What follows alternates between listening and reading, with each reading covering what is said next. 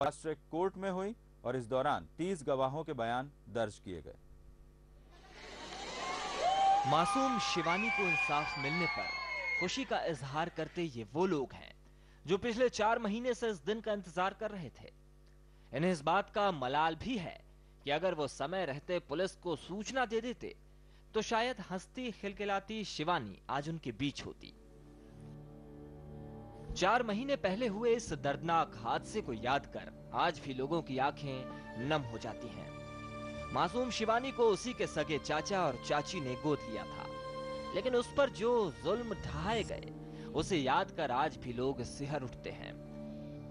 उस बच्ची को, वो परिवार तो यहाँ पे 7 साल से रह रहा है, लेकिन बच्ची को 4 महीना पहले ही लेकर आए थे। वो उनके कोई भी बच्चे नहीं थे, तो वो चाहते थे कि हम गोद ले लिए बच्ची को और इस तरीके से बच्ची को लाए। लेकिन हम खुद नहीं सोच सकते थे कि ये बच्चे नहीं इनके, ये गोद लेके आए हैं तो ये बच्चे के साथ इतना गलत व्यवहार कर सकते हैं। उसको शुरू में 2-4 दिन बहुत अच्छे से रखे, बच्चों के साथ में बाहर खेलने दिए, फिर को जो अंदर बंद किए दरवाजे के, तो बच्ची बाहर नहीं आई। बच्ची अगर उसको क्या नशा करके सुला देते थे, हमको लगता था बच्ची सो रही है। हम 1-2 बार अंदर गए, हमको लगा बच्ची सोई, हमको मिलने नहीं दिया, अंदर कमरे में सो रही है। उस बच्ची ने अपनी दास्तान खुद लिख के मरी है। खिड़की में दीवार में लिखा हुआ है कि शिवानी ने पानी भी नहीं पिया है, 2 दिन से प्यासी है, भूखी है बच्ची, मरने के पहले उसने, और हमें मत मारो। शिवानी की मौत के लिए जिम्मेदार अजय सेंगर और उसकी पत्नी बेबी सेंगर को पुलिस ने तत्काल ही गिरफ्तार कर लिया था। इस घटना को लेकर लोगों में काफी आक्रोश था, लिहाजा मामले की सुनवाई फास्ट ट्रैक कोर्ट में की गई। कोर्ट ने 30 गवाहों के बयान दर्ज किए और सबसे मजबूत आधार डॉक्टर की उस रिपोर्ट को माना जिसमें कहा गया था कि शिवानी के साथ दुष्कर्म भी किया गया और उस पर अत्याचार भी हुआ। लिहाजा कोर्ट ने अजय सेंगर को फांसी की सजा सुनाई तो पत्नी बेबी सेंगर उम्र कैद की सजा सुनाई। शिवानी हत्याकांड में फैसला 376, 302 और 377 में आरोपी राजेश सेंगर को मृत्युदंड से दंडित किया, फांसी की सजा, और उसकी पत्नी को आजीवन कारावास से दंडित किया। इस फैसले के आने के बाद लोगों ने खुशी जाहिर की है। लोगों का कहना है कि शिवानी को इंसाफ मिला है। भगवान जी से प्रार्थना करें कि भगवान इसे दुष्ट औरत और आदमी को, दोनों को सजा हो, जिंदा जलाना चाहिए। हम तो ऐसे सोच रहे थे दोनों को, क्योंकि इन्होंने बहुत दुष्कर्म किया है। इसलिए संतुष्ट हैं हम कोर्ट के फैसले से कि बहुत अच्छा फैसला दिया है उन्होंने और हम जो चाहते थे वही हुआ। शिवानी को उसके चाचा चाची ने जितनी यातनाएं दी वो उसे बयां भी नहीं कर सकती थी, लिहाजा उसने अपने ही घर की दीवारों पर पीड़ा जाहिर की थी। हर एक यातना उसके कोमल शरीर से ज्यादा उसके मन को कचोटती थी। शायद कोर्ट का ये फैसला उसके गहरे घाव से भरे कोमल मन को थोड़ी राहत दे। आदित्य सिंह, बंसल न्यूज, इंदौर। तो आप सोच सकते हैं कि एक 5 साल की मासूम बच्ची जिसको इतनी यातनाएं दी गई और उसने अपनी पीड़ा कुछ इस तरह जाहिर की थी, दीवारों पर लिखा था कि उसे पानी तक नहीं मिलता, उसके साथ रोजाना मारपीट होती है। बड़ा दर्दनाक और ऐसी दास्तान जिसे सुनकर इंदौर के लोग तो दहल ही गए, साथ ही पूरे मध्य प्रदेश में इस बात की गूंज सुनाई दी और फास्ट ट्रैक कोर्ट ने आखिरकार फैसला दे दिया है। चाचा को फांसी की सजा सुनाई गई है तो चाची को उम्र कैद की सजा सुनाई गई है। पूरे मामले पर बातचीत करते हैं, आदित्य सिंह हमारे साथ इंदौर से जुड़ रहे हैं। आदित्य, जब कोर्ट अपना फैसला सुना रहा था तब आरोपियों के चेहरों के क्या भाव थे और कोर्ट ने इस फैसले को सुनाते हुए अपनी किस भाषा सुनाया है?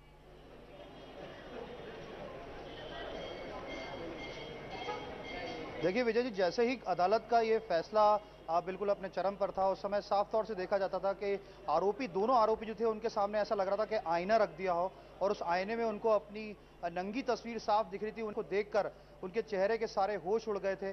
कोर्ट ने जैसे ही अपने आदेश पर मोहर लगाया और राजेश को फांसी की सजा सुनाई, वैसे ही मानो उसकी जिंदगी जो है वो कहीं बेरुखी और अंधेरे में चली गई। और इसके साथ ही बेबी पर जब आरोप तय करने की बारी आई तो वहां पर खड़ी खुद बेबी इस बात को लेकर कोर्ट से दरखास्त करने लगी कि उसे भी फांसी की सजा दी जाए, क्योंकि कहीं ना कहीं उन्हें अपने इस घिनौने गुनाह का एहसास हुआ, उन्होंने पता लगा कि जो 5 साल की मासूम बच्ची जो बार बार अपने चाचा से इस बात को कह के रोती थी कि चाचा यहाँ मत मारो, यहाँ दुखता है, आप दूसरी जगह मारो, चाचा मैंने 2 दिन से पानी नहीं पिया, चाचा मुझे बहुत दुखता है, यहाँ मत मारो, ये बातें बार बार कहीं ना कहीं उनको उनके जहन के अंदर कचोट रही थी। और शायद जब राजेश को उसके गुनाहों की सजा मुकर्रर कर रही थी अदालत, तो उसके चेहरे पर साफ दिखा जा सकता था कि हैवानियत का जो बच्ची के साथ उसका सिला कितना खराब है। विजय जी, यहाँ एक और बात आपको बताना चाहूंगा कि नियति के पास इंसाफ बिल्कुल होता है। यहां पर अदालत ने राजेश के साथ इंसाफ किया, वही उसकी पारिवारिक हालत भी इससे अछूती नहीं रही है। इस पूरे कांड के बाद जो 4 महीने कोर्ट की प्रोसीडिंग चली है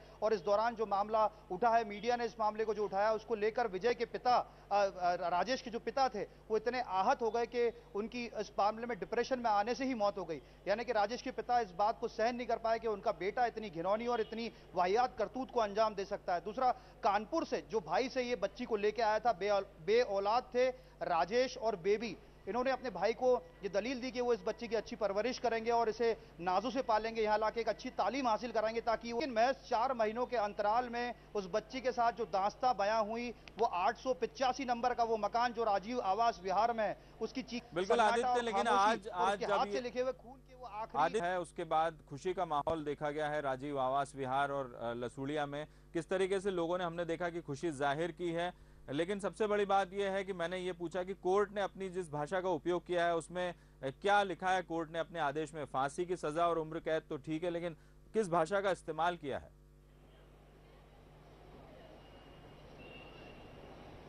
जी, कोर्ट ने इसमें साफ तौर से कहा है, इस मामले को जघन्य अपराध की संज्ञा देते हुए राजेश को अपना फैसला सुनाते हुए सजाए मौत के आदेश दिए हैं। वहीं बेबी को उम्र कैद की सजा दी है। वहीं ये भी आदेश में उल्लिखित किया है कि इस दौरान जब शिवानी की मौत नजदीक थी, उसके साथ दुष्कृत्य किया गया था, ऐसा कृत्य जिसको नकारा नहीं जा सकता। और उसको लेकर जब राजेश उसको अस्पताल लेके गया, तो अस्पताल में मौजूद डॉक्टरों ने शुरुआती दौर में देख के वो समझ गए थे कि इस बच्ची के साथ कोई बड़ी अनहोनी हुई है, लेकिन उन्होंने उसका इलाज नहीं किया। इसको लेकर कोर्ट ने अपने डायरेक्शंस में साफ लिखा है कि ऐसे अस्पताल, जो दोनों अस्पतालों ने इस पूरे मामले को नजरअंदाज किया है, उन पर एसपी द्वारा आदेश एसपी को दिए गए, इंदौर एसपी को आदेश दिए गए कि उन पर सख्त कार्रवाई की जाए। सीआरपीसी आईपीसी के जो प्रावधान है उसको लेकर यह तय किया जाए कि ऐसे मामलों में जो बच्ची को बचाया जा सकता था, लेकिन डॉक्टरों ने उसे देखकर नजरअंदाज कर दिया। मैं इस बात के लिए, क्योंकि कहीं ना कहीं डॉक्टरों को लग रहा था कि अगर इसमें हाथ डाला तो उनके हाथ भी जो है वो खून से रंगे हुए या कहीं ना कहीं गलत या गंदे हो जाएंगे, और इसी कारण उन्होंने उस बच्ची को मौत के हवाले कर दिया। इसके बाद कोर्ट ने बिल्कुल आदित्य, यानी कि कोर्ट ने तल्ख टिप्पणियां की है, साफ तौर पर उस अस्पतालों के खिलाफ भी टिप्पणियां की है जिन्होंने इस बच्ची का इलाज करने से इनकार कर दिया, तो उसे दूसरे अस्पताल में रेफर कर दिया था। यानी कहीं ना कहीं शिवानी अपना, खुद को तो इंसाफ मिला ही है शिवानी को, साथ ही वो कई और दूसरे लोगों का भी भला कर गई है। कोर्ट ने एक साफ तौर पर जो टिप्पणी की है कि अस्पतालों को अब जो भी मरीज पहुंचेगा उनका इलाज करना बेहद जरूरी, उसमें कहा है इस फैसले को सुनाते समय। साथ ही जैसा आदित्य बता रहे थे, आरोपियों को फांसी की सजा हुई है, एक को उम्र कैद की सजा हुई है, लेकिन नियति ने भी उन्हें कहीं, आरोपी राजेश के पिता की हार्ट अटैक से मौत हुई है, तो कहीं ना कहीं ऊपर इंसाफ करता है। कोर्ट ने तो इंसाफ किया ही है और ऊपर वाले ने भी शिवानी को इंसाफ देने की कोशिश की है। बहरहाल हुआ एक वक्त हुआ एक ब्रेक। युवक कांग्रेस का दांव